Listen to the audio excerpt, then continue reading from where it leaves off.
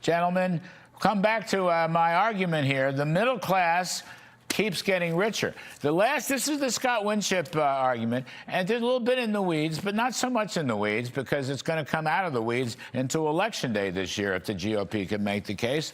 What Scott Winship shows and his partners at the American Enterprise Institute is basically, I believe since the late 70s, okay, it's almost 50 years, the American middle class has had a tremendous run of prosperity.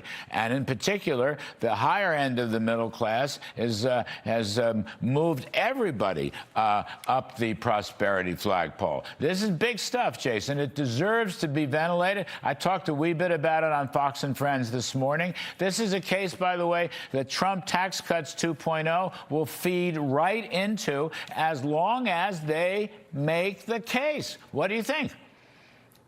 They do. They have to make the case. They need to keep talking about prosperity, about freedom, about liberty, about the world being a safer place, about the opportunities that are ahead, and keep it a positive message and don't take the bait. You know, if you hear the Democrats tell their story, everything is just, hey, we're one good tax increase away from prosperity. That's not what's going to make people's lives better. They want more control, less liberty, less freedom. They want to tax more. They have an insatiable appetite for that.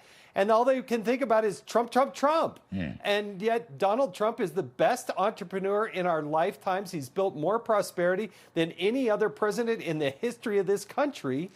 And if we just take that path and make America in this golden age, we will all prosper, especially the middle class. Well, Clay Chaffetz, it's just so interesting to me. And now Jason Riley wrote this up in the Wall Street Journal.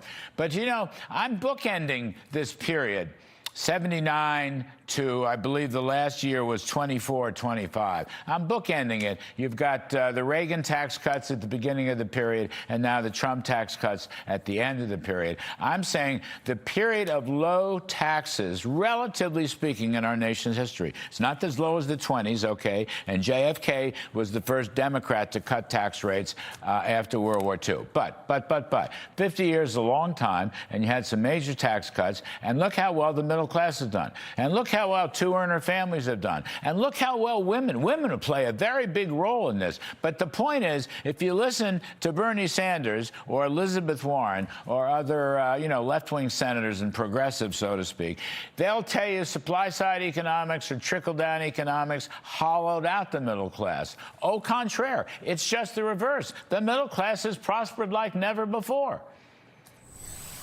Capitalism works, Larry, would be one way to kind of sum this all up. And it works for everybody. Yeah. A rising tide really does lift all boats. And here's the way I like to make this argument. I got teenage boys, so I have to think a lot about how to teach them about basic economics because, by the way, you know who doesn't get taught about basic economics in our schools? Kids. They have no idea, right? I mean, it's one of the most important things we should be teaching them. The way I think about the world is this.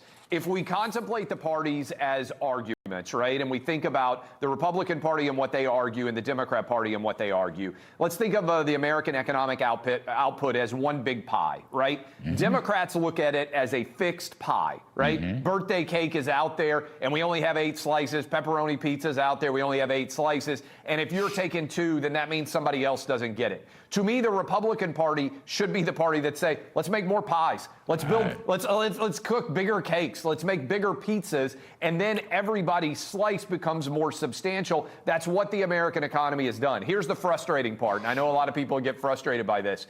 It is the incredible success of capitalism, which creates leisure time and the luxury time for people to be able to argue that capitalism is unfair like Elizabeth Warren is doing because her base, the reality is probably the biggest flaw of capitalism is it creates so much leisure time that it can create the opportunity to argue that capitalism doesn't work. But that's why you have to go back to data. I love this. I'm glad you're featuring it. I'm glad the Wall Street Journal is too. No, it's a very important story. Listen, Fox and Friends did it with me this morning. It's a very important story. It's not their usual beat, but people need to hear this. And the other part, Jason, you know, Everyone says the rich don't pay their fair share. Okay, I got this anti-Semitic communist socialist here in New York, whatever he is, and you've got out there on the left coast in California and now the state of Washington.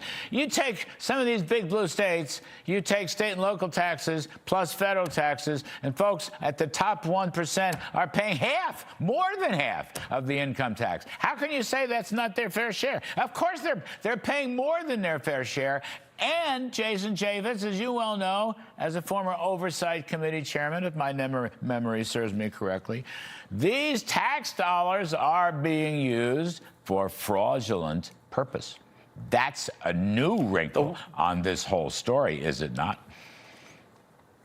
By the hundreds of billions and ultimately trillions of dollars, there's nothing more offensive. I think Republicans, Democrats, they can be fairly compassionate. But when you see the waste, the fraud, the abuse, the Nick Shirley expose on how those dollars, people in the middle class, they feel like chumps because they're doing the right things. They are responsible. They are paying their taxes. You're about to stroke a check here to the IRS.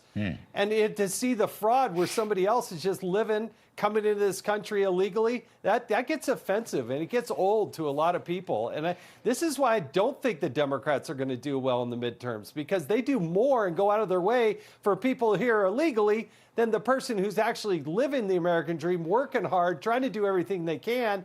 And then it feels like they're getting ripped off by some person who's come from a country they don't know about.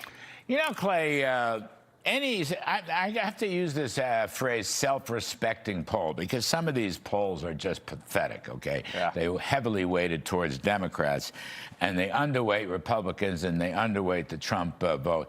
But, you know, this story circulating, this chap, Harry N. from CNN, is showing how the Democratic margin this time around in 2026 midterms is a fraction of the victories they had in 2006 and 2018. They're not sitting on a big cushion lead here at all. In fact, in some cases, the Republicans are doing far better than anybody thought possible. So I'm just saying, if you get out there and you got the greatest salesman in presidential history, one DJ Trump, he goes out there, he mobilized the troops, the State of the Union message. Trump tried to give the GOP their talking points. Get out there, fan out, make the case. This is middle-class prosperity. Lower taxes, middle-class prosperity. And the rich already pay plenty of taxes, and let's go after the waste, fraud, and abuse. You'll be able to offset even more supply-side tax cuts in the next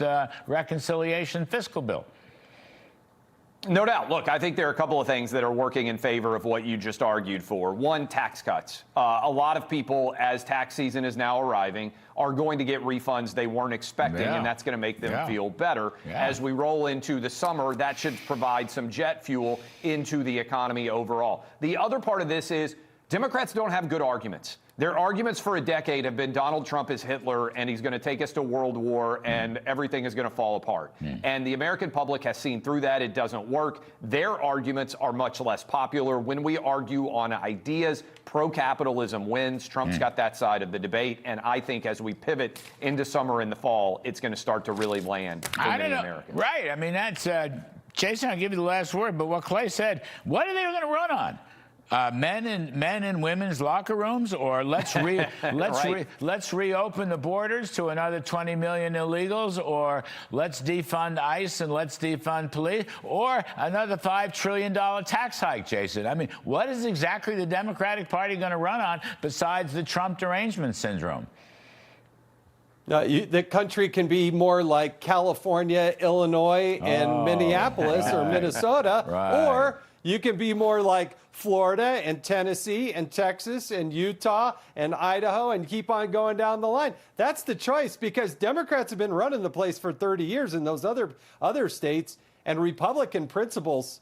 Come on, every time we have this show, we talk about Florida, Texas, in states like that. Geez, Democrats, what a job they're doing in New York. Don't get me started. Anyway, gentlemen, thank you very much. Jason Chaffetz, we appreciate it. Clay Travis, as always.